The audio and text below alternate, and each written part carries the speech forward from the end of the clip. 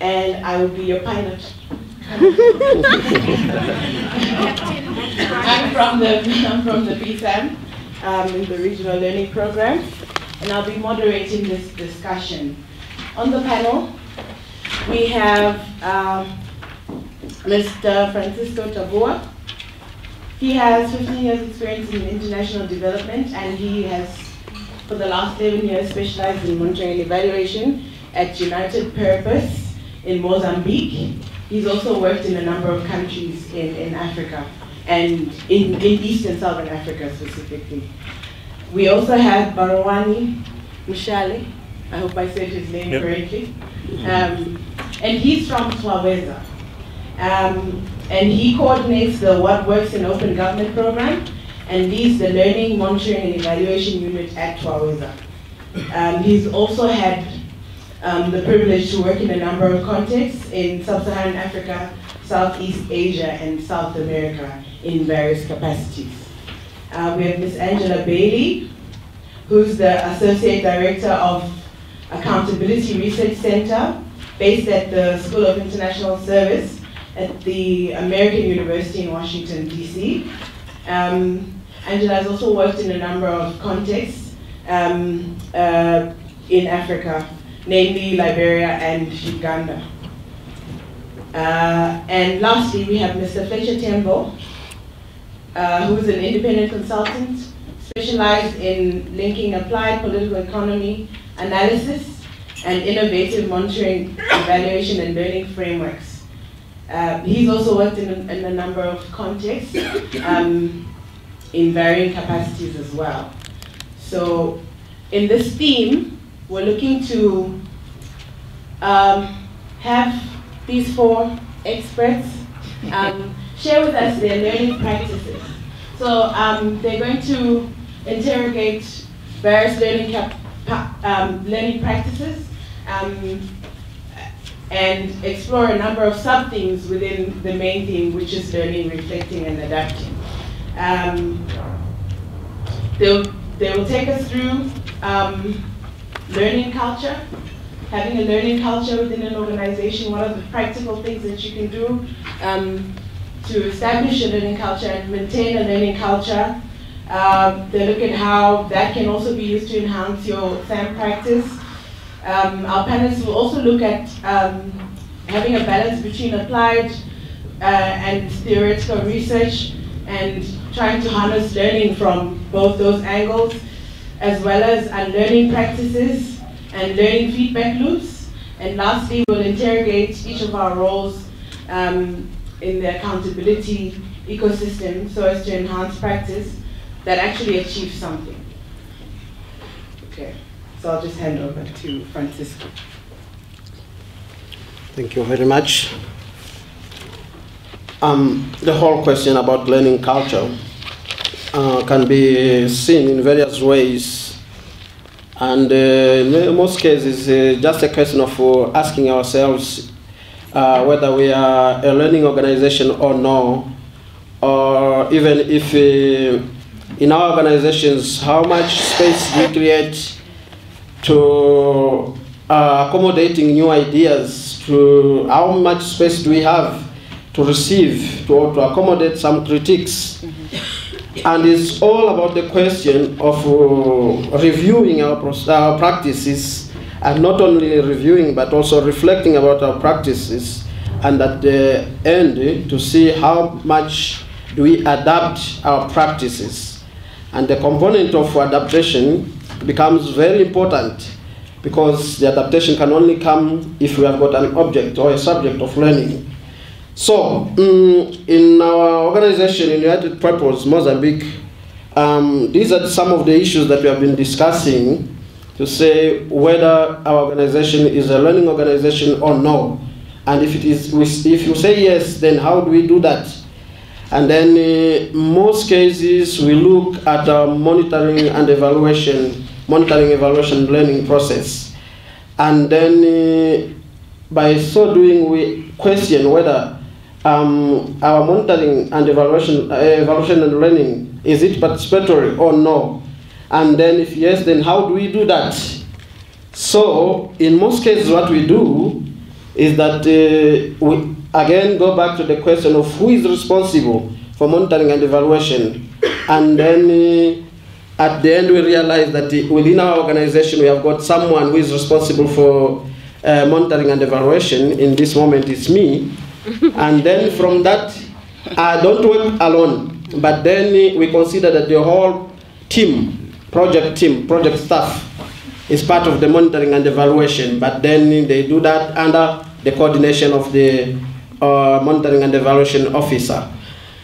So if that happens, then we look at some moments whereby we say, then how do we come to that point where we realize that here we need to learn, here we need to draw some lessons from our practices, and then which means that at one point we should not only look at the project itself, we should look at the budget issues, because most of the time the challenge is that we have the monitoring and the evaluation system there, but then the budget is not there. It's there, it's not enough.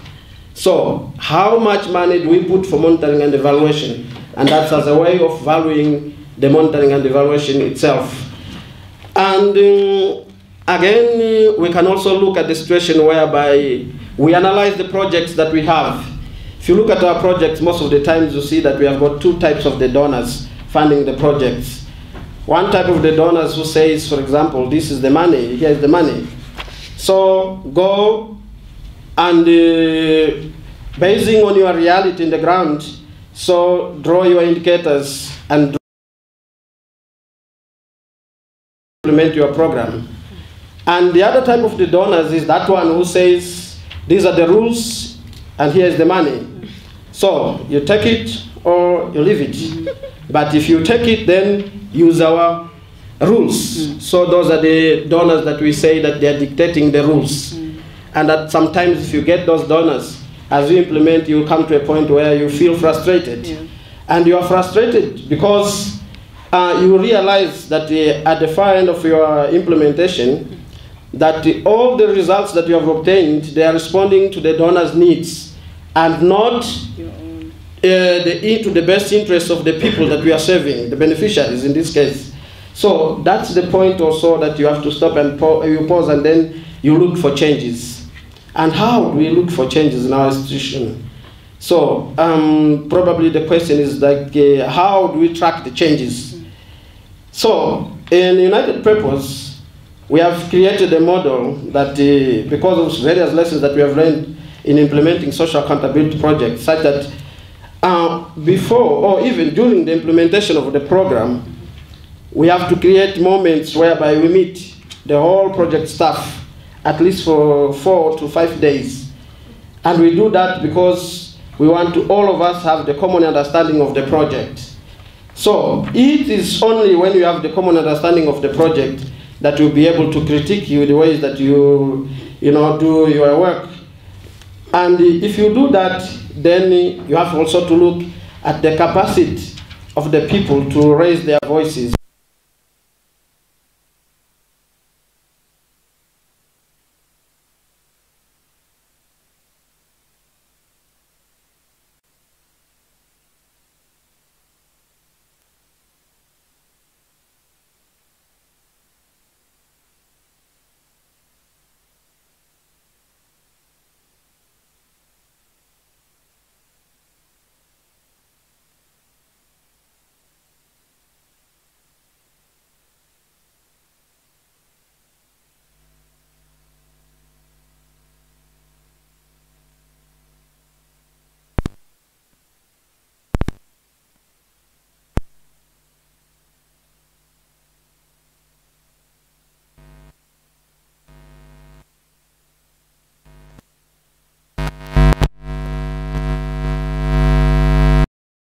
How do you explore at your best the social accountability monitoring projects more exciting? Because most of the times we get stranded when you look at your indicators, when you look at the framework, and we realize that most of our indicators, they're just qualitative. And then you look at the quantitative indicators, then you realize that you are stranded. Because you cannot claim most of the results that come from the government to say that this is because of our work. And the government, again, will never come to tell you that we have done that ABC because of your contribution. So probably I will draw back the question to the plenary here to say that how do we deal then with the qualitative indicators? Or how best in your project do you get quantitative indicators? And how do you claim these results to be your own? So this is the challenge that we have been facing there most of the times. And in terms of the innovations, we have come up with many things like use of, digital storytellings, like the most significant stories, as well as the using of the champions, for example. Pick some of the people who are advocating for the programs, who believe in your work within the government, and then let them talk about the success of the program. At this junction, I will hand over the mic so that my colleagues can continue. Thank you. Thank you. I come from TWAWEZA, as it was explained. It's one of the organizations that in East Africa that has a very good reputation in engaging with the government and pushing for social accountability, and particularly making citizens more active agents, but also making governments and other authorities more responsive. And in this session in particular, on learning and adapting, I was thinking of what aspect of our work should we share that would make a lot of sense to the audience that we are here. And I'll share on two areas. One area is on how we generate credible evidence by working with traditional academia, research institutions. What are the challenges and what are the benefits of working with them? And then the other aspect is when pushing for making the government more responsive, making the government more accountable, but sometimes it calls for some creative partnerships and collaboration with the government itself. How do you go about working with the government in partnership while pushing the same government and making it more accountable? So that will be the second aspect of what I want to share with you all here. So on the first, working with research institutions, it has its own challenges. And I will start with the challenges and then move on to the benefits and how we manage to maintain these partnerships. So the challenge is, TWAWEZA being a civil society organization working on issues of policy engagement and pushing the government on various aspects, most of the policy engagement work that we engage in is opportunistic, could be ad hoc, and is reactionary. Whereas researchers, they need time to review the literature, to do some pilot study, to understand the context before they design a study and then get the findings and then give you the findings to go and apply them. So there is that challenge that we work at different paces and we have different expectations. So that is always there. And there are some work that we do which start from an intervention point of view, and then we ask the researchers to design a research around that kind of intervention. And then there are some works where they start from a research point of view, and then we think of, from this kind of research, what kind of intervention can we come up with, and how can we track effectiveness of that. So we have that, and we make it very clear that there are these, there will be these tensions, but we should understand that we have that flexibility, and that some work will start from an intervention point of view, and the researchers will just have to be patient and work fast and produce the findings in time for us to use in engagement. And then when it comes to the research component, initiating the work, then it's up to us now to be tolerant and patient and wait for them for whatever they're doing to unfold slowly, simmer, and eventually come up with the findings that we can apply. So there is that difficulty there on working at different paces. In that research takes more time. But at the same time, sometimes we can work in somehow different realities or articulations of the actual reality on the ground, the context. In that the intervention unit of TWAWEZA would be more passionate, more emotional, and want to help in solving a certain problem. But the research unit will be more detached, claiming to be more objective, and that you don't want to be part, you don't want to study what you are introducing on the ground. This phenomena would not have existed if you are not there. So we get into that push and tussle in that, does it really matter doing this kind of objective research where you're distancing yourself from the ground, while here you're dealing with everyday realities, people suffering, the government not being responsive, the government not being accountable? And does it can we be objective? Or is there an agreeable level of subjectivity that we can tolerate? So we get into those debates. It's not easy. But eventually we manage to have cross-fertilization of knowledge and use it in the policy work that we do. What are the benefits, despite all these difficulties working with the traditional academia? What are the benefits then? It helps uplifting the credibility of the work that we use, the evidence that we produce. The evidence becomes very credible, very compelling, very strong. We can defend it. There is scientific rigor to it, particularly when it comes to issues of causality. When you introduce intervention A for the aims of producing these kind of outcomes, how can you claim that it is because of the intervention that you introduced that you're seeing the results that you see there? So working with academia really helps there to establish that credible evidence that we can use now when we engage with the government and other stakeholders.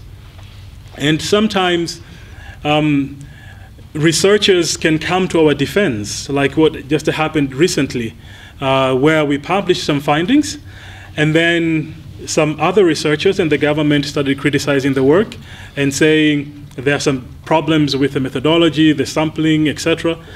But before we could even defend ourselves, there was a community of researchers in the region who were already going public and writing and talking about the rigor, the credibility of the method that we used.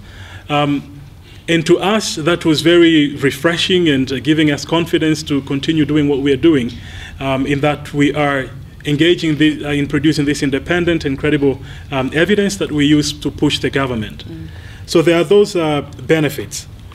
But also, we get the benefit of applying latest and innovative methodologies. There are some developments in the research field, always coming up with innovations, be it whether it's qualitative, quantitative, but there are some creativity that is coming up. And maybe I can briefly explain one example. There is an approach we apply, the positive deviance. Maybe some of you are familiar with it. It's an approach whereby whatever phenomena that you're studying, instead of looking at the factors for failure, instead you are looking at success stories and understanding what is it that that particular group of actors or individuals or organizations, what is it that made them be able to be successful despite being in situations where they would have failed. So we applied it in the education sector, for instance, and we identified schools that are performing well despite being in situations where one would have expected that they would be failing. Then we analyzed those schools to identify the positive deviant strategies. So this is an innovative method, and the government likes it in that civil society are now not focusing on the failures, but they are focusing on what works. As Rachel was explaining, I lead the What Works in Open Government program at Waweza, which again was somehow informed through working with researchers who said, perhaps you also need to look at what works. So we have what works in education, what works in open government, and the government likes that. And then it helps us to maintain open doors for engagement with the government. And then once we have identified these positive deviant strategies, then we design interventions and reach out to schools and the local governments that have similar contexts and show them that others in your situations have been able to use their limited resources and their limited skills to have these kind of outcomes. Perhaps you can do the same. And the government is liking that. So it helps us to maintain those working relationships with the government, while we are also applying other traditional methods that make us continue being critical. So at that juncture, if I can just proceed and conclude on the second aspect, which is how do we also manage to partner with the government and at the same time make the government more responsive? So when we say that we partner with the government, we do work with the government on some aspects, and I can cite one example. We have a national sample, an opinion poll. We call it Sauti za Wananchi, Citizens' Voices, where we have a national sample, and we conduct call rounds, about 8 call rounds. We use computer-assisted telephone interviews. We call the respondents 8 times a year with different questions. And most of the time, we want to understand citizens' voices on different aspects of services and the government's performance. The government didn't like it very much at the beginning, but over time, they realized this is an important instant feedback on a number of things that the government is already doing. Mm-hmm. So they approached us and asking if we can ask certain questions. So for instance, I think in 2016, we worked closely with the Ministry of Health. We designed a call round on issues of health. The government had several major programs, and they wanted to get citizens' feedback on the performance and satisfaction of the citizens on those services. So we worked with them in drafting the questions. Of course, the government wanted, because they expected that there would be some not so good results, that the government is not doing a very good job. So they wanted us to only share the findings with them. But we said, if this is a partnership, then we should be able to publish the findings. They agreed to that, and we co-drafted the survey tool, designing the questionnaires, and we produced a brief, and we shared with them. Similarly, the Anti-Corruption Bureau in Tanzania, they approached us as well, and we co-designed the questionnaire, and we published the findings. We had our separate launch event where we share the findings, and they invited us to present the findings and discuss the implications of those findings with them as well. Mm-hmm. So we have had those kind of partnerships. And we have been criticized at times that we are not being a civil society in the strictest sense of being a civil society. We are now becoming like an extension of the state, an appendage of the state, if we're working closely with the government. But for us, what we stated and what we have tried as much as we can is to make sure that we can publish the findings on our own, we can maintain our independence, we continue publishing the good and the bad findings. At times, the finding that we have produced were in favor of the government, and these were citizens' opinions. And then the opposition and other CSOs were not very happy, and then we experienced a backlash from fellow CSOs. But then at other times, we have published findings that were not in favor of the government, and now we get a backlash from the government, and then the CSOs and the opposition liking us. So it has been like a pendulum, a swinging pendulum back and forth, having these good relations with this entity or that entity. But what we strive and we push for always is that independency, and being transparent, being open in our communications, making our methods out there very clear, and having that internal and external culture of learning and getting critical feedback from different stakeholders that we engage with. Let me stop there for now, and then maybe I can share some more during Q&A. Thanks. Hi. I don't like to talk into a microphone, so sorry about that. So my name is Angela, and I work at the Accountability Research Center. Can you hear me? Yeah. Okay. And I mean, thinking about learning, adapting, and reflecting, I just want to say, like, we're all very privileged to be here, to have these 2 days, to do just that, to think about and to reflect. And I think most of us probably don't have that experience that often. So it's just really it's a great privilege to be here. So I work at the Accountability Research Center, which was started in 2016 by Jonathan Fox. Some of you might know his work on accountability. And really what we are is an action research incubator. And we're trying to understand better how organizations are working strategically over time to build countervailing power and citizen-led accountability. Fletcher is one of our advisors. And a lot of what I'm going to be reflecting on today is sort of things that I've learned tacitly through my own work in Liberia and Uganda, but I will say that 2 years working at the Accountability Research Center has very much given me the space to reflect on what I've learned outside of the day-to-day work environment. And I think my first sort of thinking about learning is how much of learning is actually unlearning. I think at the end of the day, want strong citizens who can hold government accountable, whether it's through elections or deep forms of democracy, like debate and discussion and joint problem solving. But to get there, do we need to unlearn some of our own patterns of working with communities? I think in some respects, we tend to, or we can actually impose limits on citizens. We might diminish what they can do, how they can engage. We think they're not capable because they don't know certain things, or maybe they're not educated.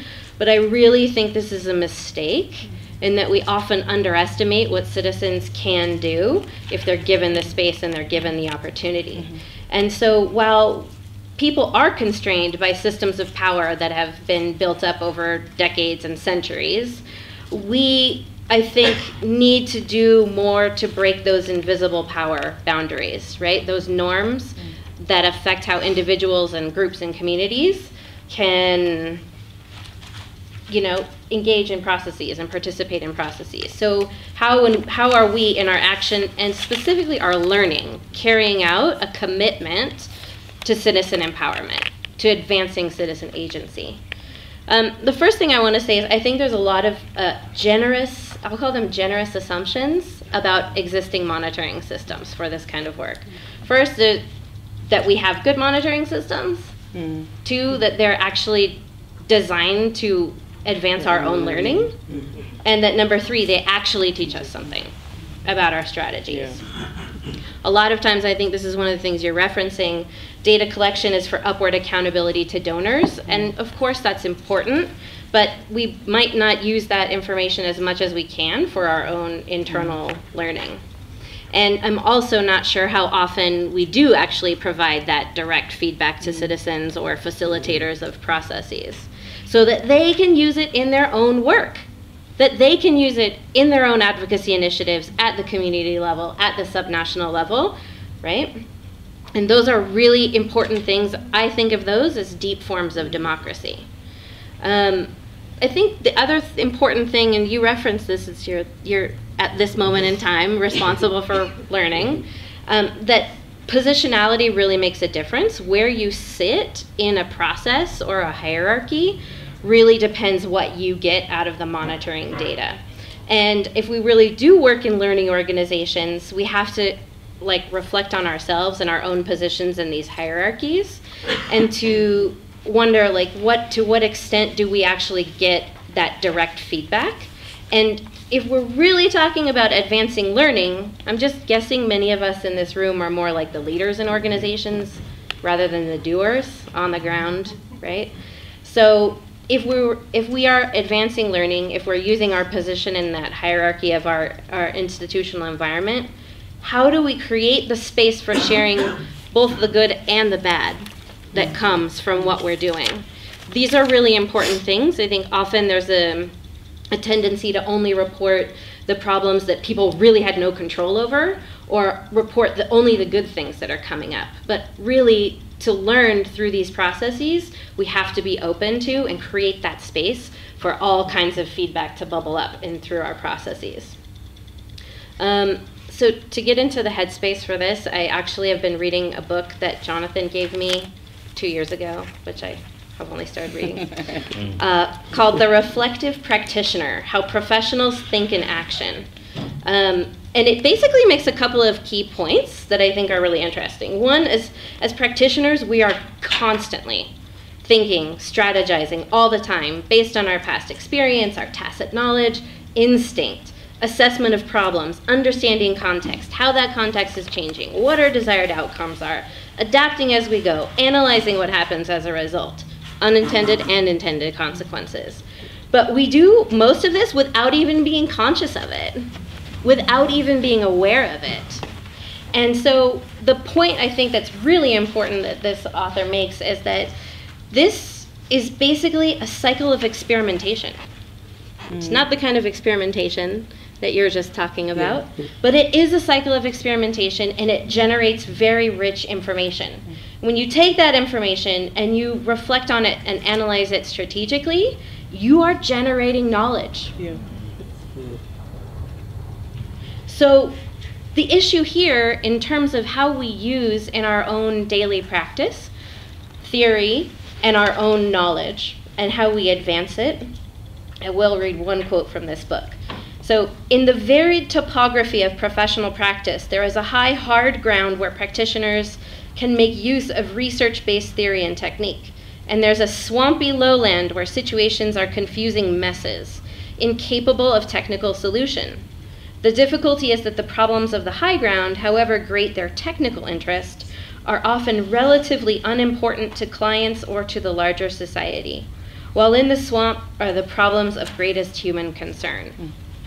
I think what we're talking about, accountability ecosystems, incentives, working politically, we're talking about what makes these messes wicked problems. Some fields, like the public management field, uses this term, wicked problems. I think a lot of people in public health use it. But basically problems with really deep underlying complexity that are sort of resistant to resolution. And so if, to what extent can our knowledge and our experience unpack those complexities and disrupt those power structures and the incentives that perpetuate the status quo? So, I think, we've been talking a lot about government accountability, civil society accountability. We can't forget the accountability of academic researchers. I do not have a PhD. I don't consider myself a researcher. I actually consider myself a practitioner, but I work in a university environment now. And I think one thing that's very unique about that environment is Professor Fox's way of thinking about research and about tacit knowledge. So academic research is very important. All of your work is so important. And it definitely has its time and its place and its role, but it can also be extractive. And the questions and methods are often determined by the academics. This kind of back and forth you talked about, it's rarely smooth from what I've experienced. And I think the other thing is that kind of research is usually placed in a hierarchy above that professional knowledge. And with respect to the transparency, participation, and accountability field, one thing that Professor Fox says a lot is that practice is actually ahead of formal academic research. So where does that leave us as practitioners, right? And what does that mean for us in terms of what we're trying to really focus our learning on? And whose learning are we talking about at any given moment? Is it citizens' learning? Is it ours as practitioners? Is it academics? And most importantly, for what purpose?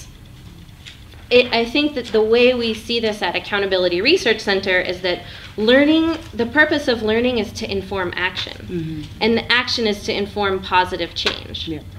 So that's how we, I think, look at it as the research center, and are very, very interested in ensuring that this kinds of professional knowledge generated is given the respect that it's due and brought into the field and the growing body of literature around the field. And this is very important because I think, a lot of the things that you're referencing about your research and research methods and scientific inquiry, what we're talking about here is, this idea that scientific research methods are objective and that you can clearly establish causality that's kind of the evidence that matters most to a lot of people. Yeah. But it's really a very problematic kind of research for the things that I think many of us in this room are doing and trying to look at, which is longer term social change. And so when I say that, I'm thinking about how we can actually deepen democracy and have it go beyond elections. You know, all these things that we started off the day yesterday hearing about and thinking about. So for me, it's about how do you keep citizens' needs and citizens' learning and citizens' action at the center of processes, and how can they provide input into existing systems and plans based on their own lived experiences. That's, for me, what social accountability is. So while this session is definitely not about monitoring the effectiveness of social accountability processes, but I also think that's really important, and I think that that's something that people struggle with. So I have a lot to say about that topic. So if anybody wants to talk to me afterwards about it, bring it on. And I think, you know, if we're looking at going towards longer term goals of deepening democracy and making it work for everyone, we do need to be on the lookout for shorter term signals, right? What are the things that might indicate to us interesting things? So I will try to bring this a bit closer to the ground. I know I've been a little bit maybe abstract. So I'll give one example from the work that I was involved with in Uganda, which is sort of a health governance and people-centered advocacy approach. Long process, community-based data sharing, joint analysis, dialogue, action planning, follow-ups, you know, all the tick boxes were there. And so this process was yielding some results in health facilities. But of course, there were some persistent challenges that required higher level action. So through an iterative process, we convened members from many different health facilities. They came together, they were discussing what was going on in all of their different facilities. Okay, what were the issues that they were not able to attack or to make progress on in individual health centers through these processes, right? And in 13 out of 16 districts where this happened, they chose to work on health center staff, absenteeism, and late coming. So what they did then was in groups, they went and they posted up at the health centers for like 20 days. And they monitored when every staff came and when every staff left. And then they came back together and they took all this data and compiled it and analyzed it. They wrote reports and they developed and presented their asks, and they took them to the district officials. All of this, of course, was based on a really detailed power analysis, like really who's going to give us traction on this issue in this district. You know, looking not just at the formal ways that power is supposed to work, but the informal ways, right? Who really is influential in that district? And so at each point along the way, I think it's important to note that these community advocates were supposed to, and by all indications did, go back to their communities and say, okay, this is how far we've gone in this process, this is what our next step is. And I would say definitely district governments took various actions. You know, some were minimal, some were pretty impressive. There was definitely some improvement in oversight and sanctioning of facility staff. But I want to highlight one thing that I think is really interesting. And this is in one health facility, they had a health center in charge post on the door to the facility. She had to go away for training, and so she posted on the door, I'm going to be away from this date to this date for this purpose. This person is designated in charge in my absence. Now, you might hear that and think, what's the big deal? But for me, I see those kinds of examples as starting to indicate the kinds of attitude shifts.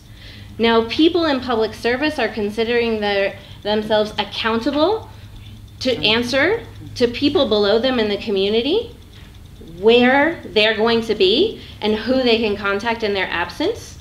It's, you know, these are the things that it's very, how could you put that indicator in a log frame? You would not find that in a randomized control trial, I can guarantee you. Yeah. So these are the kinds of things, like when we think about how we set up our monitoring systems, how we use information to learn and to advance process and to understand are our approaches effective? These are the kinds of things that I think we just need to be open to, and they're very difficult to anticipate in advance, right? So the last point I want to make, I promise. I know, I typed all these things thinking it would help me keep time. I don't know how I'm doing. But, you know, we are all part of an accountability ecosystem. And whether we're in academia or donor or civil society organizations or social movements, I mean, there's so many interesting things bubbling up in these conversations, the last day and a half, but I think maybe what's most relevant for us in this room is that I think we need to do our part to overcome the constraints that we face in the professional development industry. And some of these are things that we, I think, do because we become professional NGOs. I mean, I totally believe in the importance of an active and a vibrant civil society, but there are limitations. The more we formalize things, the more we develop our tools, the more we professionalize ourselves, the more barriers and distance we create between ourselves and people whose voices we want to get into the system. And so I just think it's really important, given all these wicked problems, how can we collaborate? How can we use our power within our space in our organization? And how can our organization, with its space in the ecosystem, really push the envelope, excuse me, really push the envelope and say, like, we need to move forward. Otherwise, we're going to be just kind of having the same conversations, I think, over and over again. Oh, why isn't anybody accountable? So I'm going to get off my soapbox. But also just to say, you know, I think that I was trying to touch on some of the very bigger picture questions, not only about learning and what it looks like, but about what are we doing as a field. Yeah. So why is that learning important? And to say that my colleague Julia is here. If you want to wave to everybody. So Julia and I will be at a table in the marketplace, and we would love for you to come and talk with us and see how we can have deeper conversations and take them forward. So thank you. Thank you. Well, thank you. And I think after the three presenters, they have touched a lot of the mainstream M&E, and what I want to do is kind of pull out some few things that we need to be thinking about, speaking a bit more, coming back home to social accountability, feeding back again to what Angela was talking about, some of the bigger issues, so that we would be looking for fit for purpose monitoring and learning and adaptation, which is an area I see myself much more as an action researcher. I like to stand back from what I'm seeing and ask extra questions and ask others to see if they are seeing something I'm not saying, so that then I can go forward in some strategic ways, learning from what I'm doing. So many times I want to hang around with people who are at the front line and doing stuff and saying, have you thought about this? Not judging them in any way, but just trying to say, yeah, you're doing good, but have you thought about this? And say, what are some of the assumptions you're bringing here? Are these your assumptions because you are an agriculturist and not a health professional? Or you think it's because, you know, so there are these kind of packages of things. And this comes from a bit of my background. The research I did for, you know, at Reading University some time back was about images of reality and life worlds that can be quite different, looking at the same thing, but looking at it from different perspectives. So what we see as participation actually is a space for negotiation of not only the issue, but also perspectives that we bring into that issue. And so we shouldn't take those things for granted. Because again, when you put power into that mix, those that are powerful use their perspectives much more because they are leveraging it with money, with what, not that it is right, but because they have additional privilege to call something what they think it is. And so, but if you remove that, you find there's a lot more nuance that one can bring into that space. And so I think the M&E that we need in social accountability needs to open up to that. One of the findings of many research processes that we've seen and action research is the challenge which is called that we are actually caught in some accountability traps.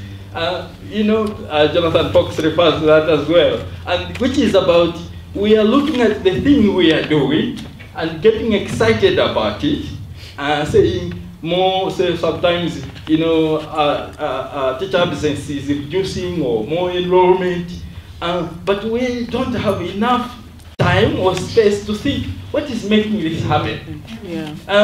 Who is actually making it? Is it because there's just generally a good policy around education? Can this be sustained? Can this be seen? If it's working in this community, can we do it in 6 other communities? If we were to do it, how do we do it? And suddenly you find in another community not getting the same results. So often we just label them success, failure, not necessarily teasing out what exactly is success and what exactly is failure. In accountability, it's very, very important to tease those questions out. So you are not, of course you are excited and branding it and putting it in the media, that's good, but you have extra questions to ask, which are very critical for you to push forward and make more impact and not remain in these traps of excellence as it were, but they're very localized. And also one thing we see is actually most of those scores you make there are in areas where government is already willing to do something. So there is a policy framework, you are feeding into that policy framework, and when the policy framework changes, those results may actually not be achieved. And so you ought to really kind of like raise your head by asking a bit more questions and thinking about how can we achieve more of this. And of course one of the challenges in social accountability, you have these pockets of change. What do they amount to? And I think, as Angela said, and also earlier on the first day we heard, that if we're to move towards more democratic change, there is some more changes, critical changes that we have to think about, which are about systems changes, attitudes, building trust, which you can't really put in indicators, but they really require a good traction of understanding what is happening around you in order to achieve them.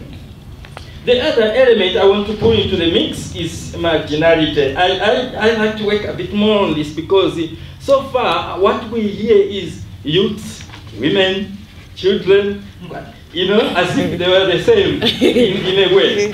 I think that is a misnomer because actually what happens is there's often a disconnect between what you call people to be and how they see themselves. And what is important for agency is very much how they see themselves, other than how you call them. You can bring women into parliament, but you are wondering why are they not asking the question? Because maybe they have just, this policy of this percentage in parliament is being ticked, but exactly the construction of what they are there for is not really worked out. The same into several accountability spaces and also community-based performance monitoring. We have these, what we call interface meetings. We bring people there, but you're not exactly sure how they themselves. So we group children, school children together, regardless of which background they're actually coming from. And you find a few that are actually at the front and you label it, children have said this. This kind of common categorizations and not teasing out the identities and then mix with that the complexity of representation. What we mean by representation of voices. Because there also is a lot of hijack of agendas. You are saying citizens' agenda, actually promoted by an actor. How sure are you that they're actually representing and not really their own perspectives that are at the front of that representation? So, that nuance, we need it much more in our M&E and analyzing who is there and trying to push where, and not only knowing where they are, understanding where the leverage points need to be and where the voices ought to come from and how they ought to be represented. Because voice representation is also a whole issue. We said yesterday about youths. And they say, actually, when you're doing these meetings, that youth find it not appealing to them. But when you do this other thing, then you find it's more appealing. So which means there are different forms of voice presentations that are out there that we have to wrestle with in order to understand and bring people on board, so that then we can trace. So part of all that, I think, is the nuance we need in our monitoring, evaluation, and learning. Of course, accountability ecosystem as complex and incentive-based relationships. We talked about that already. But however, when actors are acting in these, I think the space is too projectized. You know, you package it and as if it's only you who should be acting on it. and so, when in fact we need to kind of loosen up these spaces and approach it from who is really a game changer here. And I've kind of been working on that. And I think when we approve projects, we ought to see them as containers of ideas, not that only one actor should act, so that we can bring into space. You know, over the 2 days we've seen actors, the media, the private, somebody was asking about the private sector. Then, you know, when you look at starting with the issue and its dynamics, you're able to see much more clearer which actions are needed to change it, and therefore who is in best placed to be able to bring that change about. And so you don't need to, why I said it's a projectized, because also funding streams, people have open calls. Or what may look at the very rigid, 6 months, 12 months, very rigid. When in fact, some actions need just one spot of funding, or just relating with, not necessarily funding. So how to bring all that about into the ecosystem so that it's more effective is an issue that I find M&E and learning adapting needs to work much more on, so that then we can move out of those accountability traps and move into different spaces of engagement. And of course I talked about examining assumptions and imaginations of change. And I said the first there is us, how we imagine change and how we develop proposals. In Africa, actually, some people don't even write the proposals. There are some special consultants that write those proposals. And they are very much distant. They just read the language of the donor and say, oh, put in their empowerment, their capacity development. and so that becomes so clever and sophisticated in reading the donor. And unfortunately, they are the ones who actually get the money. And so when you get into the ground, they have no clue about what actually is going on in a community and in a relationship they're trying to engage. I think we need to unpack these things more strongly and be able to loosen up and find new ways and innovative ways of engaging citizens and engaging actors. The other element is moving from accountability to responsiveness. I kind of push on this because, again, it relates to accountability traps. Because what we get mostly are responses to things. So you engage and an MP responds. But you're not sure actually, because accountability is a relationship. It's not a one-time response. You can get lots of responses when an election is just around the corner. So they build roads, they build schools and all that. You can't call that accountability.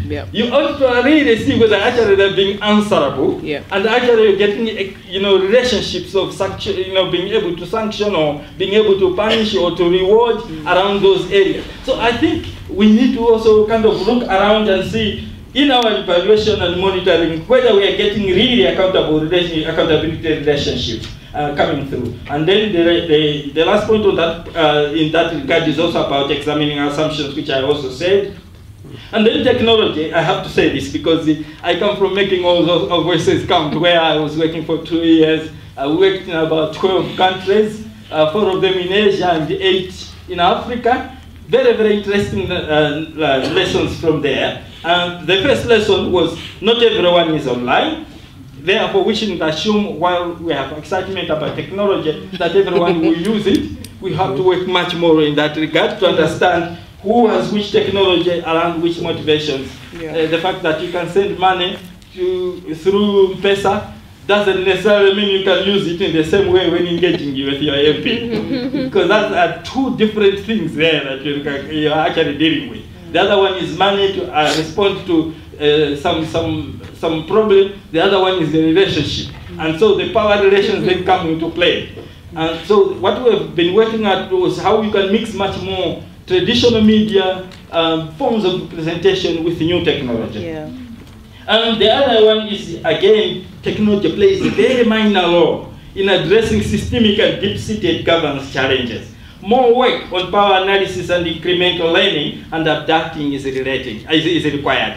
So that's where we see a lot more need for relationship for media, tech, civil society, and packing this. I just have one example from Kenya, where we are working on a procurement project where you had, the president had announced that he was actually instituting one body that was going to look have an oversight over all procurement. So every government official who wants to procure something needed to, first of all, publish it, and then it was going to be put through an integrated financial management information system, which is called IFMIS in short, and then so you had the maximum price at which you could supply. But development is not as systematic. People see these systems and they develop other ways of beating them. And so, in order to work out, they had a lot of those systemic, kind of procurement suppliers who were doing under the price. But just tomorrow, you'll find they shift things from Nairobi to the other side of Kenya, and there is 1,000% higher than everyone else. So they shift overnight because they are playing games with those procurement agencies. So one thing we did was to look at what technology could do. So this real-time illumination. So on one hand was civil society illuminating the processes. On another was tech people looking at, we can tell you how we can develop an application on how to illuminate the bidding process, who is in and who is out. We can develop this so that citizens can understand that actually in Nakuru, they're buying it at this much, when in the other side of Kenya, this is the price. Because they're very clever, they know that you don't know on this other side. And so that's how tech was becoming more effective. Actually, I'm writing a bit more on that issue so that we can unpack in which tech moments or tech moments of change is tech most effective, so that we can get accountability, illumination, but working together with civil society more effectively. Thank you very much. Yeah.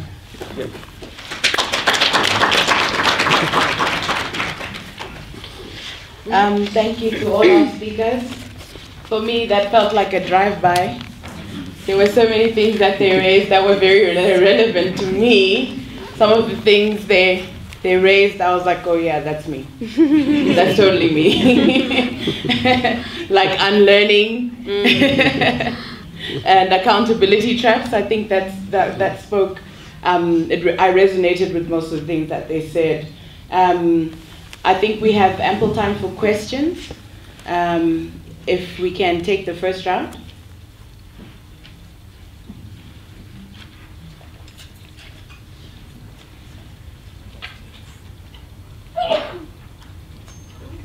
No question. Everybody's tired. Okay, so we have one in the front. This is the advantage of being the last panel. Yeah, everyone is tired. Okay. Yeah, thank you so much. That was really quite an amazing panel, and kind of a good continuation of all the really rich discussions we've had thus far. There's a lot, but I think I'll keep it to just some key points.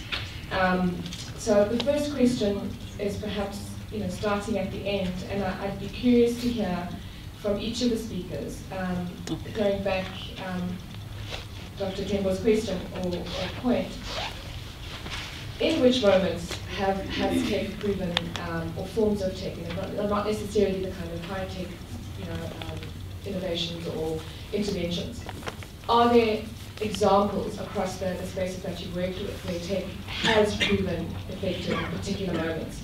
And I asked this question with a specific project in mind, which we can speak about at a later point. The second is the issue of the space being too projectized. I'd be very, I'd like to kind of hear more about that. I think what you touched on is fascinating for me. I said third and last. The notion of relationships. For me, and again, depending on who would like to take this, I would also be very curious to hear.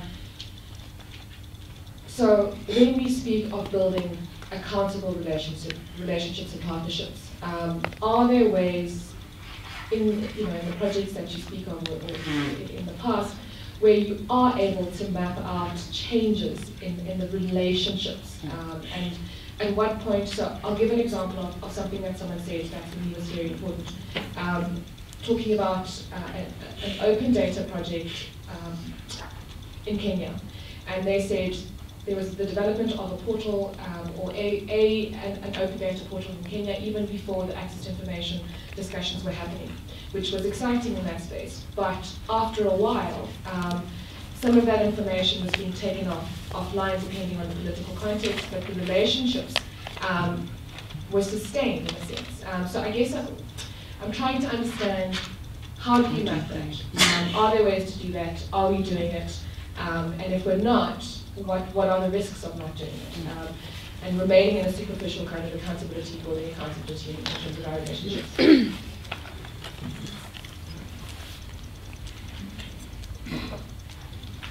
Thank you so much. I just need a bit of advice, Ronald Lucky from Corruption Watch. I just need a bit of advice in terms of this learning process when the conflict is within an organization.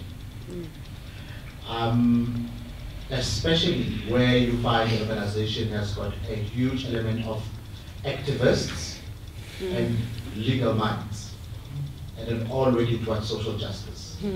That is a recipe for disaster, and I'm leaving it today.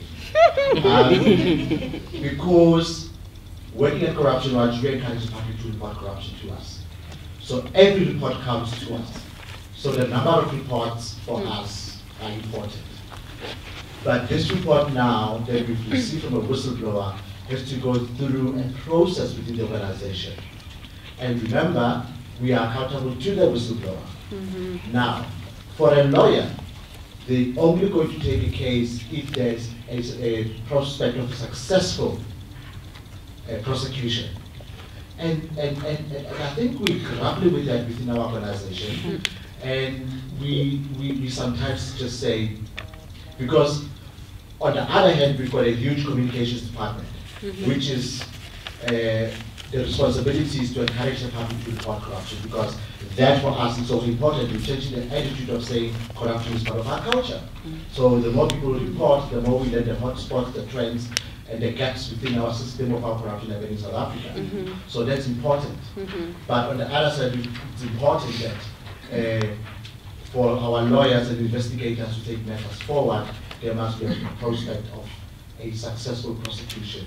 And we're struggling with that when it comes to what we discussed here.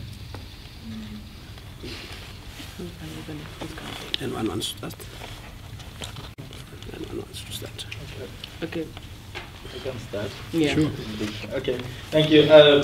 Maybe let me start with the examples of tech being useful and maybe projectization, those two questions that I referred to. The tech one, there are a lot of examples, but I'll characterize them. So for instance, where we have Fix My Street, we have all these, where there is data being required already by government. They're trying to get a handle around a problem. And so government is already lining up, maybe a municipal council, they just before planning, they want to say, we want to reach out to you. So we saw a lot of, under the devolution in Kenya, with a lot of county governments now in charge of their programs. They wanted to know a lot more about what was going on among youths, because they wanted to be the champion of counties in Kenya, the first one where others would look. So there were a lot of governors there that were looking for information.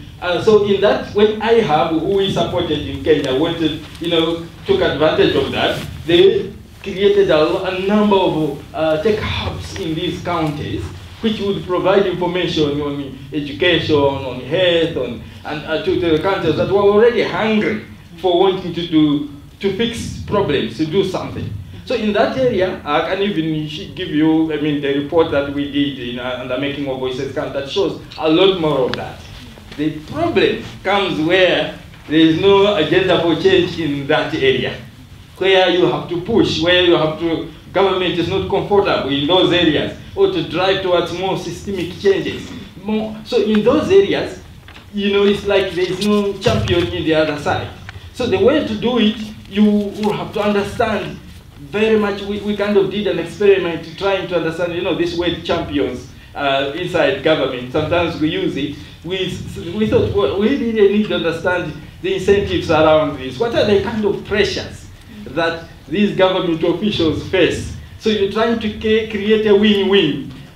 So there's someone who is maybe on a professional ladder and they just want to get something out there that will help them get promotion. You know, we saw that in Mozambique around an application that was being undertaken to clean the city. So there was this an application that Tech Hub was developing, because there was a champion on the other side. They understood what was going on and the pressures they were facing. They found entry points in order to make them, help them to become the champion. So there's a bit more nuance that you have to bring in order to bring things up the ladder a bit more, and almost some of them support them through other advocacy. You know, there are a lot of good people in government that just want to do something good, but sometimes they don't have avenues out in order to do that something that good. So in those areas, you can get some breakthroughs with use of technology.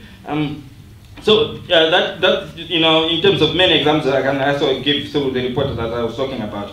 On projectization, I think the main thing I was trying to say there was that, you know, these projects, when they start, they often, you don't know much about what is going on. So if you fix it too much, you lose opportunities. I often give an example of the difference between a surfer around the sea and someone who is actually, you know, sky skating or on ice that has been leveled already. The skill sets are different if you're on sky skating, because you just sharpen your skills in terms of how you don't fall and move from one corner to the other. When you are a surfer, you have to be good at reading the waves. The size of the wave is important to you. So you can position yourself, so it's not just one skill. The multiple skills, you are an entrepreneur in a way of knowing what is happening. Most of these projects we do require the sufferer's kind of skills, because there's a lot of happening in the space.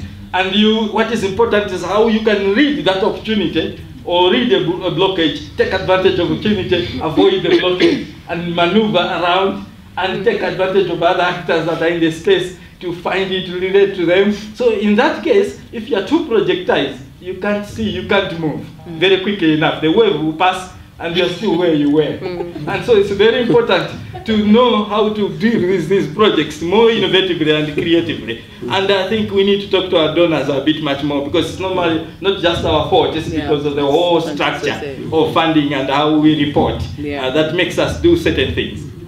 Thank you.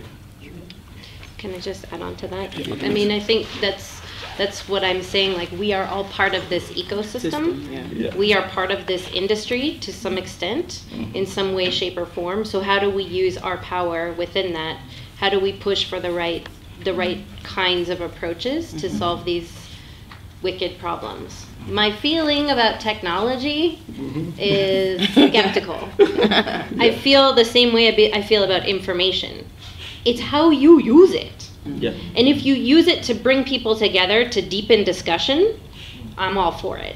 But I think that, you know, where the level that the conversation is at is a little bit more like, oh, let's build an app for that. And I think that the problem with a lot of them is that it tends to be a one-way street. Government sets up a system and says, oh, report your pothole or report your power outage. And that's good for immediate problem solving, but it is a one-way street. It's like something going into a system, and then, you know, so that's just what I would add to that. I want to contribute to the two aspects. The one on the dynamics of accountability relationships and whether they become superficial relationships, and then the other one on projectization. I will start with the second one. And here I will just share the experience at Twaweza, where the way we are trying to get away to avoid this problem of projectization, it's not easy, but the way we do it right from the beginning when the organization was started is, instead of submitting these project proposals to different donors, is to come up with an organizational strategy and identify activities there and different programs and sell it to the donors. And then all the donors, they put their funds into a basket fund. So we have a basket funding arrangement. No particular donor's funding can be aligned or to a specific project. And we write one programmatic report and one financial report to all the donors. So the strategic plan now that we have developed and received feedback from all the different stakeholders, then it becomes the main guiding tool for the internal monitoring, learning, and evaluation. It's not easy because we have ended up missing out some opportunities. Some donors would want to fund specific projects, and they come and they know the work that you do, and they say, here we are, we want to give you $4 million over 3 years, $4 million US over 3 years. And there you are thinking, like, should we take this? Should we not? But over time, those who started the organization were able to say no to such offers, and they managed to establish that kind of reputation of an organization. So we continue along the same line. So we avoid that projectization problem in that way. It's not easy. Maybe others can try. If more and more CSOs actually push for that, then it may become more successful, rather than when there are just very few doing that.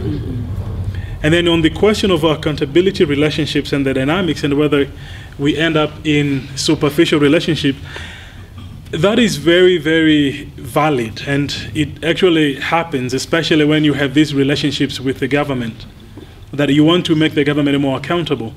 And the government want to be seen that it's working with these different non-state actors, be it the civil societies, the media, etc. And they want to check that box that we had wide public consultation, we are working with them, we are engaging with them. But they will try every now and then to push you to change the way you interact with them, the way you work with them. So I can cite like a specific example. Where, this year, actually, when we were designing a survey tool, and the government wanted to be part of that because we are testing people's satisfaction, dissatisfaction on several services that the government is providing to the people. And there were like 34 questions, and the government came back and they pointed out 4 questions that they said, remove these questions. And for us, we said, no, these are very important questions. We're not going to remove them. And it's the government that gives us the research clearance. So we said, no, we are not going to remove these questions. And we have been asking these 4 questions for over 6 years now. But because of the regime that we are in, they don't want those questions asked. And it's questions about the president's performance. So they were pushing us to remove those questions, and we refused. And we answered those questions, we published the findings, and now we're in trouble. Some of you know the details of the kind of trouble that we are in. But yeah, it gets to that. If we had agreed to removing those questions, we would be compromised. So we would remain in this now superficial accountability relationship that, yeah, we continue to engage with this government, and the government can claim that they continue to engage with us, but are we effective? Are we pushing them to change anything?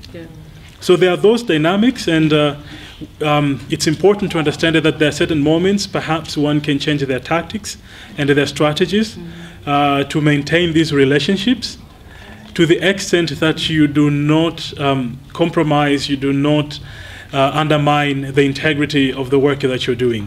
It's important to maintain the relationships, but at the same time, you should have that integrity. Those that you're pushing, they should know that you can continue pushing them to be accountable. If they say, change this, don't do this, and then we maintain our relationship and you agree, what would be the basis for you to say no to anything else so that they come and ask you to change in that relationship? Then it becomes exactly what you call a superficial accountability relationship. It takes a lot to maintain, but I think it's just doing it and having those principles and values that guide you. Are you going to take the question? Yeah, I just want to add on this question of the relationships. I think everything starts from the beginning on how do we start working with the government. I'm coming from a country whereby the majority of the people in the assemblies is from the ruling party, Frelimo. And then you have the minority who come from the other parties. So the general feeling is that when you are coming from the when you raise questions that are related to what the opposition would have asked, then you are labeled like being from the opposition, not like you want to help the government to improve.